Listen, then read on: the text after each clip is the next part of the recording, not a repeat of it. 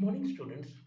Today we are going to see the subtopic of Unit 3 Methods and Scenarios Projected Impacts for Different Regions.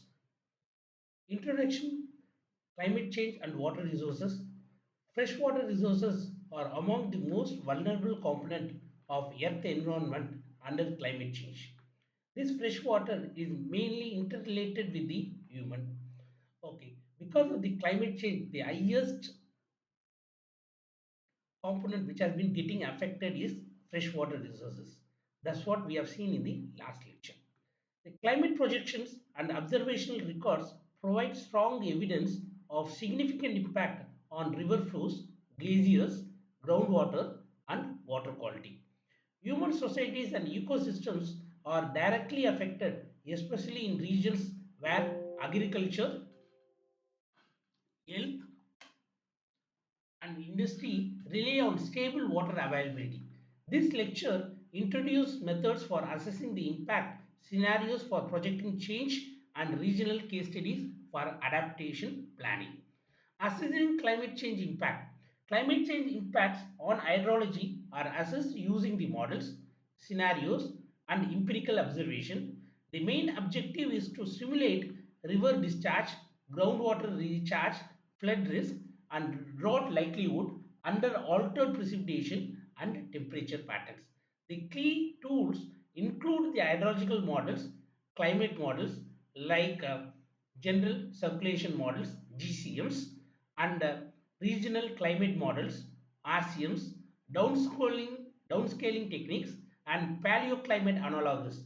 The paleoclimate analogs will take up the past climate data and it will try to predict the future and present. Okay, so each method contributes unique insights but also introduces uncertainties, making multimodal and probabilistic approaches essential. Coming to the GCMs, I will try to explain what do you mean by GCMs and RCMs. The GCM is a general circulation model and RCM is a regional climate models. GCMs, general circulation models, are global climate models with lower resolution, while RCMs, regional climate models, are dynamically downscaled models that run at higher resolution over smaller areas using GCM output as boundary conditions. RCMs provide more detailed information on local climate processes and features which GCMs cannot, but are more computationally intensive and introduce new uncertainties. General circulation models, global domain, coarse resolution, complex physics, and downscaling basics it contains. GCMs simulate the entire Earth climate system, including the atmosphere, ozone, and land surface. They also operate with a relatively low spatial resolution, example, grid cells of hundreds of kilometers, complex physics it contains, they are comprehensive, representing key physical processes like atmospheric circulation, radiation, and ozone currents. Downscaling basics, GCMs, general circulation models, outputs provide the coarse, the global scale data that drives regional climate models. Regional climate models have limited domain, high resolution, driven by general circulation models and simulate local processes and computational cost.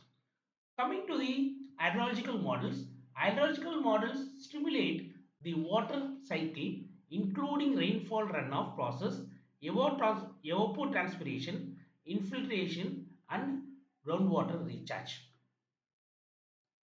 Widely used catchment models include HBV, Scramento, Hydro 17, IRMB, and Hydrolog, often applied in Europe, North America, and Australia. Coming to the HBV, Hydrologisko Brians Vatten Baron 7 drilling model is the name of the thing. Okay, name of the scientist. HBV model is widely used semi-distributed conceptual hydrological model that simulates catchment water balance by transforming the meteorological observation into runoff.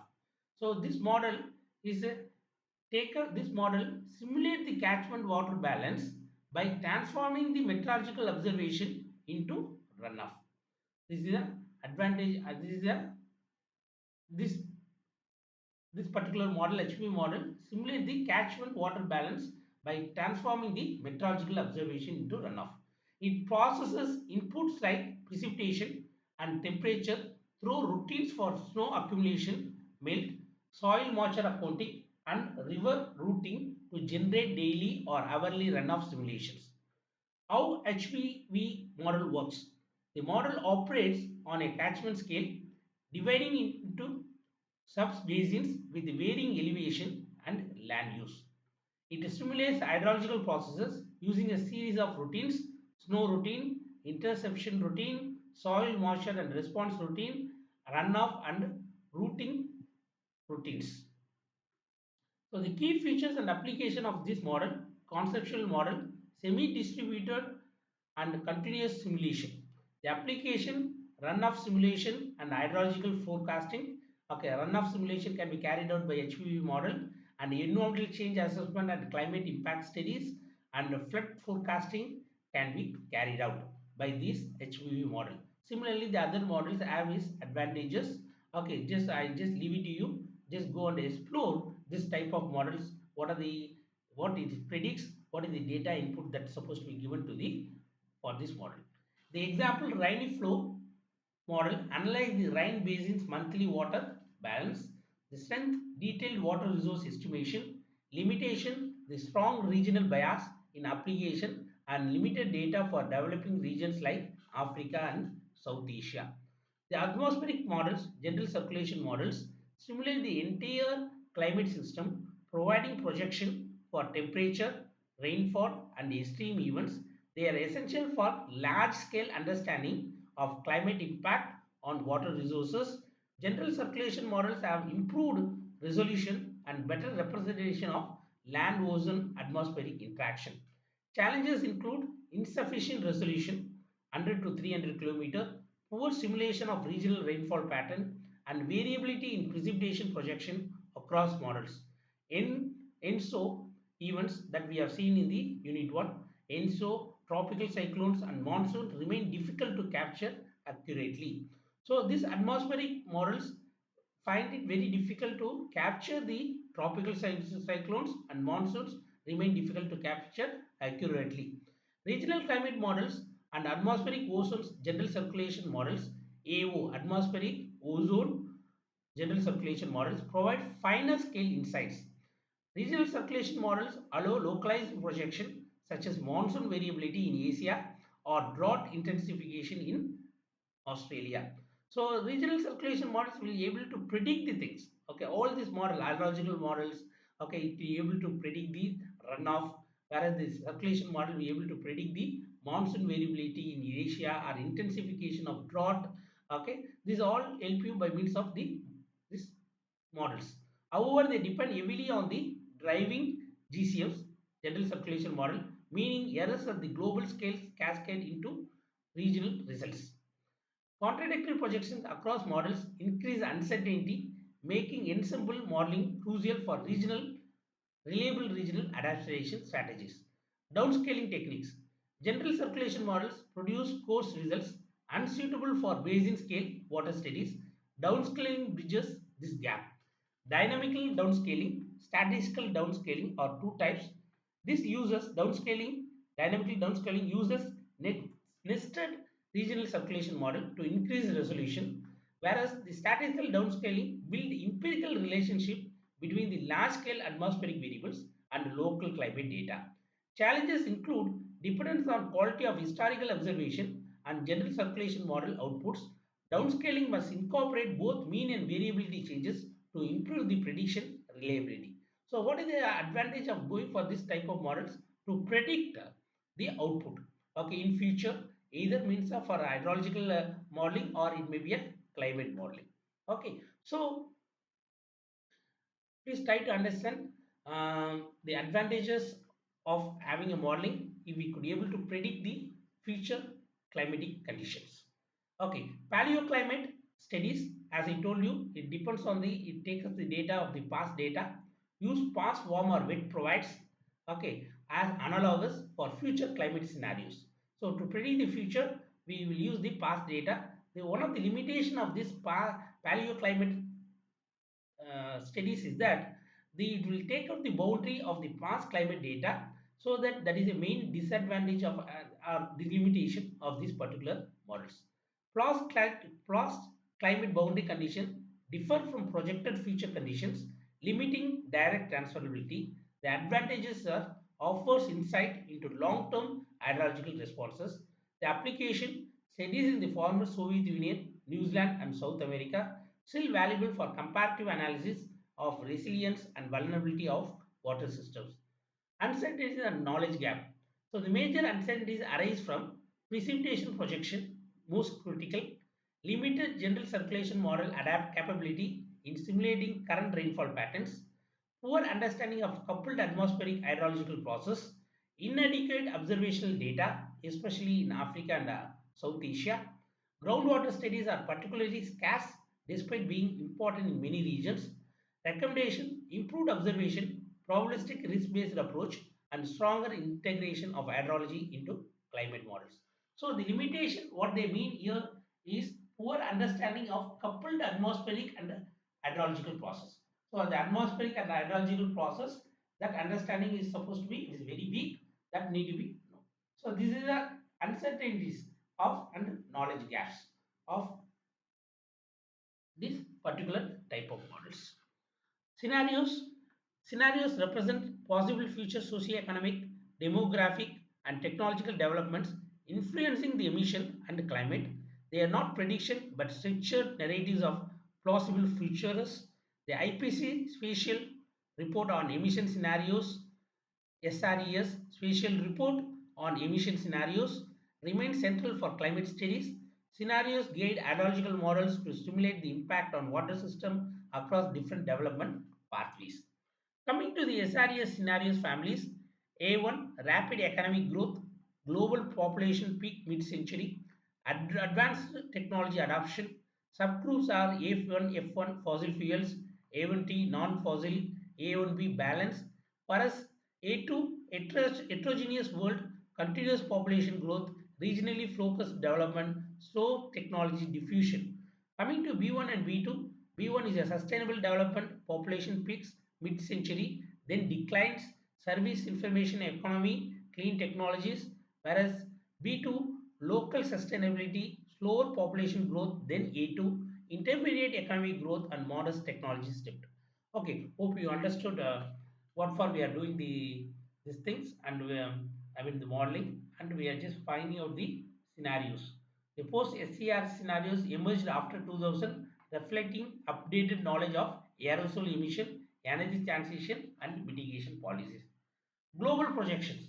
Average warming over inhabited continents will be about zero point 0.2 degrees Celsius per decade by 2030, roughly double 20th century variability. By 2090 to 2099, global mean temperature may rise from 1.1 degrees Celsius to 6.4 degrees Celsius depending on the scenario. So it's a forecasting. Okay, 2090 to 2099.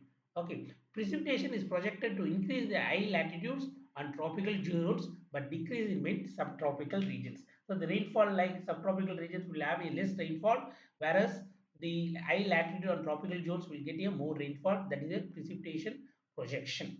Extreme events such as floods, droughts, and heat waves will become more frequent, stressing global water systems. So global projections is alarming, is very alarming. Unless otherwise the anthropogenic activity has been reduced, this will not come. So what is the purpose of having a modeling? With the help of the past data, we could be able to project the future as well as the identify the what you call it, identify the present uh, projection as well. Okay, so that's why in Palsimo, I mean we have seen the analogous model. Okay, coming to the Africa regional projection, runoff projected to decrease in northern and southern Africa, but increase in the eastern Africa and semi-arid sub-Saharan regions. So runoff projected to decrease, okay, in the northern and southern Africa. So even but increase in the eastern Africa. So the rainfall will be lower in the but increase in the eastern Africa. That means rainfall will be more, okay, in the eastern Africa and some semi-arid and sub-Saharan regions. Hydropower potential in some humid basins like Zambezi is at risk. So malaria distribution is expected to shift with new transmission zones emerging in Zimbabwe by 2100. Vulnerabilities include multiple socioeconomic stresses, weak adaptive capacity, and poor groundwater data. The Sahel region remains particularly exposed due to rainfall dependency. These are all regional projections. So that means by using this type of model with the some limitations, we have been found that this all may arise because of the uh, current condition prevails. Okay, so increase in global climate. So regional projections: runoff increase in Asia, the runoff increase in wet tropics and high altitude, decreases in mid latitude and some dry tropics, flood risk linked to stronger monsoon, especially in Bangladesh, Ganges, Brahmaputra, Meghna basin. Himalayan glaciers are projected to retreat significantly, reducing the long-term water supply. Population growth and existing water deficits will amplify the climate pressures. Contradictory general circulation model projections for monsoons remain a key uncertainty. Coming to the projection of east in the region of Australia and New Zealand, southern and eastern Australia face worsening water security by 2030. Eastern New Zealand also vulnerable to the water supply. Okay, I mean water security, meaning to say the rainfall, the Murray and Darley Basin stream flow may decline 10 to 25% by 2050 and 16 to 40% decline by 2100. Just imagine how much it has been reduced up to almost 50% within the next 75 years. Southwestern Australia project a 14% decline in runoff by mid-century. Within 25 years, there will be a drop of almost 14% in Southwest Australia. Drought frequency and severity will increase. Groundwater impacts remain poorly studied, creating additional uncertainty. Coming to the region of Europe, the Northern Europe, Southern Europe, the Northern Europe increases in annual precipitation and runoff for about 22% maximum by 2070s. In the Southern Europe, the decline will be from 6 to 36% by 2070 is a forecasting, worsening the drought risk. Central Eastern Europe reduced groundwater recharge, flood risk increases in Eastern, Northern, and Atlantic Europe, droughts intensify in Mediterranean zones. Impact include glacier retreat, tourism decline, and agricultural stress. Imagine this all talks about the economy. If the tourism is goes down and agricultural stress is more, so the scarcity of water and the scarcity of food. Okay, agricultural stress, scarcity of food, and the region may be having a less become less economy based.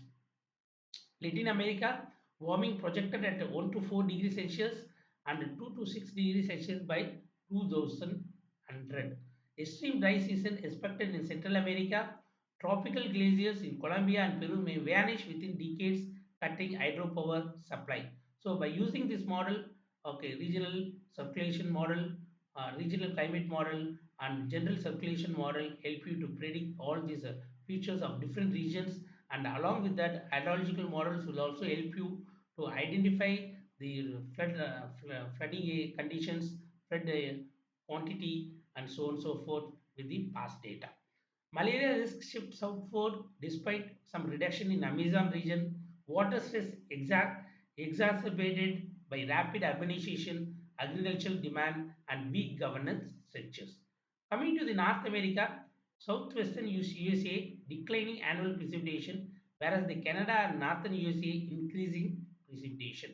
Extreme precipitation and droughts projected to intensify due to greater variability. Hydropower, Colorado River and Great Lakes yield reduction. British Columbia and northern Quebec may see gains. Okay, so you just understand the because of this modeling, what are the areas will be prone to affect by means of flood or by means of drought. That we need to know. So the lower Great Lakes water levels risk economic losses in transport and energy sectors. Regional disparities in water stress will widen. Coming to the polar regions, because of this modeling, what we expected is that cryosphere changes expected to transform hydrological systems, altered groundwater and surface water dynamics observed, increasing hazard risk, and Scandinavia countries and northern Russia could see 15 to 13% hydropower increases by century end.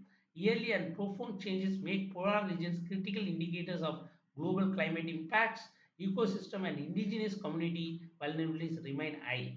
Okay, small islands, what will happen? Highly vulnerable due to small size, coastal exposure, and limited adaptive capacity. By mid-century, freshwater resources may become insufficient in these small islands. In many islands like Caribbean, Pacific. Okay, example: a 10% rainfall reduction on Tarawa Atoll may shrink freshwater lengths by 20%. Coastal erosion, coral bleaching, and non-native species invasion threaten ecosystem and livelihoods because of the climate change. This may happen. Lack of robust demographic and socio-economic scenarios compounds and vulnerability. So what we have seen in today's lecture, especially lectures 17, is that we have seen what are the different types of hydrological modeling, as well as the modeling like regional climate model, general circulation model. Okay, what is the gap as well as the limitation of these models, and what is the projection they have made for different regions. That's what we have seen in this lecture. I will continue the next lecture, that is uncertainty in the projected impact of climate change. Coming to the uncertainties in climate, in the projected impact of climate change has profound implications for freshwater resources, ecosystem, and human societies. While observational records show clear vulnerability, future projections remain uncertain due to model limitation, socioeconomic variability, and natural system complexity. Observational records show clear vulnerability. Future projections remain uncertain due to model limitation, socioeconomic variability, and natural system complexity. These are the uncertainties. Okay, observed records slow, clear, and vulnerability. Policymakers require reliable assessment, but the presence of uncertainties complicates adaptation and mitigation planning. Understanding the sources of uncertainty allows stakeholders to prepare more flexible and predict the more reliable prediction and robust strategies rather than relying on deterministic forecasting. Coming to the what is uncertainty? Uncertainty refers to the extent to which the future climate outcomes are unknown. Okay, so this model, if it leads to uncertainty, there's no point. Okay, so that's the meaning of the uncertainty. Refers to the extent to which the future climate outcomes are unknown. It arises from incomplete data, disagreement about processes, and unpredictability in human behavior. Okay, so this should not be there. Unpredictability of human behavior should not be there. Okay, so the incomplete data, the data may not be sufficient, disagreement about the process. Okay, this all leads to the uncertainty. Can be quantitative or qualitative expert judgment, or quantitative means ranges and probabilities. The Intergovernmental Panel on Climate Change Framework evaluate the uncertainties through confidence levels, okay, evidence and agreement, and likelihood measures. Recognizing different forms of uncertainties is critical for climate research and decision making. Major sources of uncertainties. Uncertainty exists at every stage of climate impact assessment, from socioeconomic scenarios to hydrological modeling. The key contributors are socioeconomic pathways affecting emissions, greenhouse gas and aerosol emissions, limitation of climate models like general circulation model or regional climate models, structural issues in hydrological models, incomplete observational records. These factors interact, amplifying the challenges in projecting the climate impact very accurately at the regional and local states. So the uncertainty should be avoided. So uncertainty the model itself has some limitation, and what you call it, and also the other factors like human prediction, behavior prediction could not be carried out, and the energy gap. This all leads to the uncertainty of the reliable data. Socioeconomic development pathways. Future emission depend heavily on global population growth, energy use, land use, and technology adoption. Different socioeconomic pathways like IPCs, SREs, SSPs lead to wide variation in greenhouse gas output. Land use changes contribute to major uncertainties in carbon dioxide emission, especially deforestation. Human behavior and policy choices remain unpredictable, making socioeconomic scenarios a critical uncertainty source. This need to be carry, looking into very seriously the human behavior unpredictability and uncertainty in greenhouse gas and aerosol emission are difficult to quantify due to varying sources. Land use, for example, carbon dioxide, methane, and nitrogen gas emission. Land use change, agriculture, methane, and fossil fuel use add complexity. So, why this uncertainty comes? Because of the greenhouse gas and aerosol emission. The aerosol influence clouds, precipitation, and temperature response, but their interaction are poorly modeled. Regional differences in aerosol concentration further complicate the projections. Overall emission uncertainty strongly affects downstream climate and hydrological forecast. Coming to the climate models like global circulation model limitation are key tools but introduce significant uncertainty. Internal climate variability complicates separation of signals versus noise in projection. Some processes are either oversimplified or excluded. Example aerosols, okay, methane, vegetation feedstocks, solar changes. Model resolution is too close to capture extreme events such as tropical cyclone or heavy rainfall. Discrepancies exist between the observed climate data and simulated outcome at regional scales. Okay, because of this uncertainty, what happened? We could not able to exactly predict the conditions. Climate models, feedstock and sensitivity, feedbacks or feedbacks and sensitivity. Feedbacks are a major source of uncertainty. Carbon cycle feedback, cloud feedback, ozone heat uptake. What is carbon cycle feedback? Warming reduces land and ocean carbon dioxide uptake. Cloud feedbacks, largest uncertainty in climate sensitivity estimates. Ozone heat uptake varies significantly across models. Feedbacks amplify the uncertainty in predicting hydrological extremes, sea level rise, and long term climate stability. Coming to the spatial resolution and simple size, okay, current models have limited resolution, reducing reliability at local scales. Biases in climate models. Models often simulate precipitation pattern inaccurately. Over ozones, simulated precipitation align fairly with observation. So what it indicates all these things is that uncertainties exist because of that we could not able to predict the forecasting very accurately. Ice sheet process remain poorly understood, limiting confidence in sea level rise estimates. Changes in ice flow, calving, and meltwater feedback are often excluded from models. Projections therefore underestimate potential upper bounds of sea level rise.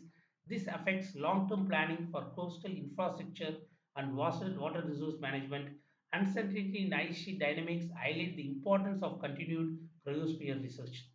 So coming to the uncertainties of hydrological models simulate river runoff, groundwater recharge, and flooding, but face structural challenges, which includes parameter estimation and scale transferability, inconsistent validation across regions, lack of intermodal comparison series.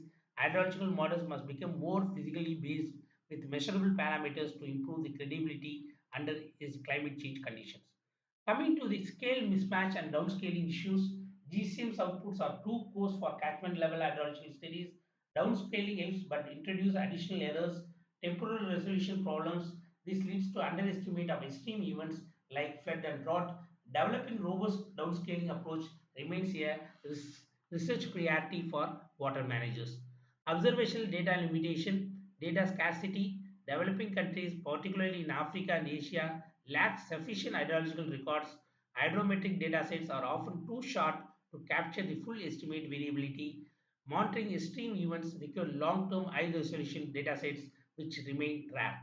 Okay, so I don't want to read the things. Okay, you could be able to go and see the ultimate aim of this is that to understand the model limitation and what are the things why we couldn't able to predict the data very keenly. Okay, so what is the limitation and what are the things which is which could not be covered, which need to be covered, okay, to predict the output very close to the real condition. Okay, so that is the main advantage of this particular lecture. Okay, so I don't want to read said line by line. Please try to understand the concept, okay, and come out with the projected scenarios which may likely to happen because of the current modeling system, okay, available current modeling system. The traditional implication water management challenges. Traditional water management assumes that the past predicts the future. Okay, climate change undermines this assumption, weakening reliability of existing infrastructure. Reservoir operations, irrigation schedules, and flood defenses may be ineffective under altered hydrological regimes. Decision making is complicated by inconsistent climate model outputs. Adaptation requires flexible, risk based approach rather than rigid design standards. Implication on socio-economic and social impacts. Addressing uncertainty, observational needs. Addressing uncertainty, model improvement. In conclusion, despite progress since ELL IPC Intergovernmental Panel on Climate Change Assessment, uncertainties remain substantial in projecting water-related climate impacts. Challenges arise from socioeconomic unpredictability, incomplete observation, and modeling limitations. Reducing uncertainty requires better monitoring, advanced models, interdisciplinary research, and adaptive policies. In order to avoid the uncertainties, we want a better monitoring of the past data, okay, advanced modeling, okay, to avoid the limitations of the modeling. Interdisciplinary research and adaptive policies are needed to reduce the uncertainties. Policymakers must act under uncertainty and adopting the robust strategies that perform well across a range of possible features. Recognizing and managing uncertainty is not a weakness but a necessary foundation for effective climate adaptation. So we need to say uncertainty is not a weakness. We need to build close this uncertainty and try to predict the real scenario in future by using these models. So with this note, I conclude my lecture 17 and 18. Okay, so hopefully we will see in next lecture very shortly.